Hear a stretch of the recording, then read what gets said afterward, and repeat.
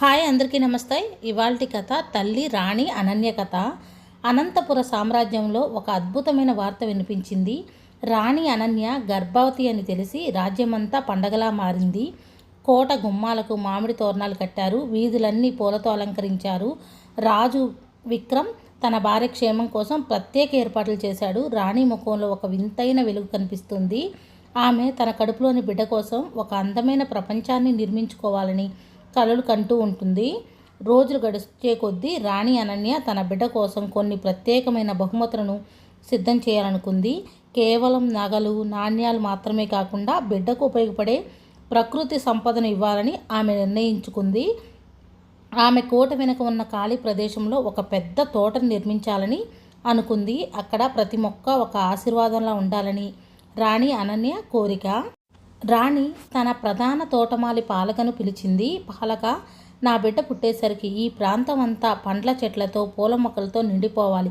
ఇక్కడి పండ్లు ఆకలితో ఉన్న వారికి ఆహారాన్ని, పూలు మనసుకి ప్రశాంతతను ఇవ్వాలి అని చెప్పింది. రాణి స్వయంగా కొన్ని విత్తనాలను నాటడానికి సిద్ధమైంది. ఆమె గర్భంతో ఉన్నప్పటికీ ఆ పనిలో ఎంతో ఉత్సాహాన్ని చూపించింది. రాణి అనన్య కేవలం ప్రకృతి గురించి మాత్రమే కాకుండా సాంప్రదాయాల గురించి కూడా ఆలోచించేది. రాణి స్వయంగా నేత వేసే ఆయన దగ్గరికి వెళ్ళి, ఆయన ముసలి ఆయనతో ఈ విధంగా చెప్తుంది. తన బిడ్డ కోసం ఒక ప్రత్యేకమైన దుప్పటి నేయాలని కోరింది. ఈ దుప్పటి కేవలం దారాలతోనే కాదు, మన రాజ్యపు గొప్ప కథలతో నేయాలి అని ఆమె చెప్పింది. ప్రతిరోజు ఆమె అతనికి దగ్గరగా కూర్చొని కథలు చెప్పేది. ఒకరోజు సాయంత్రం రాణి గ్రామాన్ని చూడడానికి వెళ్ళింది. అక్కడ ఒక చిన్న పాపను చూసింది. తన పేరు చిత్ర రాణి కడుపుని తాకి, రాణిగారు, మీ బిడ్డ మాలాంటి పేద పిల్లలను కూడా ప్రేమిస్తుందా అని అడిగింది. రాణి కళ్ళల్లో నీళ్లు తిరిగాయి. ఆమె చిత్రను దగ్గరకు తీసుకొని, ఖచ్చితంగా నా బిడ్డ అందరికీ స్నేహితుడుగా ఉంటాడు అని మాట ఇచ్చింది. నెలలు నిండుతున్నాయి. రాణి అనన్యకు నడవడం కొంచెం కష్టంగా మారింది. రాజు విక్రమ్ ఆమెను జాగ్రత్తగా చూసుకునేవాడు. ఒకరోజు తోటలో నడుస్తుండగా రాణికి అలసటగా అనిపించింది. విక్రమ్ వెంటనే ఆమెను పట్టుకొని ఒక రాతి బెంచీపై కూర్చోబెట్టాడు. అనన్య, నువ్వు విశ్రాంతి తీసుకోవాలి, నీ కోసం, మన బిడ్డ కోసం అని ఆయన సున్నితంగా చెప్పాడు. అకస్మాత్తుగా ఒకరోజు పెద్ద గాలివాన మొదలైంది. కోట బయట ఉన్న పేద ప్రజల గుడిసెలు దెబ్బతినే అవకాశం ఉందని రాణి తెలుసుకుంది. ఆమె తన ఆరోగ్యాన్ని లెక్క చేయకుండా కోటలో పనిచేసే వారిని పిలిచి అందరినీ కోటలోని సురక్షిత ప్రాంతాలకు తరలించమని ఆదేశించింది.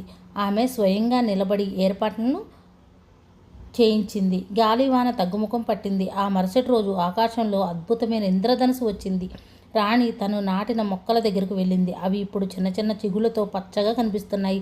ప్రకృతి సిద్ధమైనట్లే తన బిడ్డ కూడా ప్రపంచంలోకి రావడానికి సిద్ధంగా ఉన్నాడని ఆమెకు అర్థమైంది. ఆమె మనసు గర్వంతో నిండిపోయింది. ఆ రాత్రి రాణికి నొప్పులు మొదలయ్యాయి. కోట అంతా సందడిగా మారింది. అనుభవంతురాలైన మంత్రసాని సుశీల రాణికి సహాయం చేయడానికి వచ్చింది. ధైర్యంగా ఉండండి రాణిగారు, ఒక అద్భుతమైన జీవం ఈ లోకంలోకి రాబోతుంది అని సుశీల ఆమెను ఆనందింపజేసింది. గది బయట రాజు విక్రమ్ ఆందోళనగా అటు ఇటు తిరుగుతూ ఉన్నాడు. చివరకు పసిబిడ్డ ఏడుపు వినిపించింది. అది ఒక పండంటి మగబిడ్డ. రాజ్యం మొత్తం ఆనందంతో ఉండిపోయింది. రాజు విక్రమ్ బిడ్డను ఎత్తుకొని రాణి దగ్గరకు వచ్చాడు. రాణి కళ్ళల్లో ఆనంద బాష్పాలు రాలాయి. ఆమె నేయించిన కథల దుప్పటి, ఆమె పంచిన ప్రేమ అన్నీ ఇప్పుడు ఆ బిడ్డకు స్వాగతం పలికాయి. ఒక కొత్త జనరేషన్ స్టార్ట్ అయింది. రాజుగారికి రాణిగారికి మగబిడ్డ పుట్టడం చాలా ఆనందంగా అనిపించింది. తన బిడ్డని చాలా బాగా చూసుకునేవారు.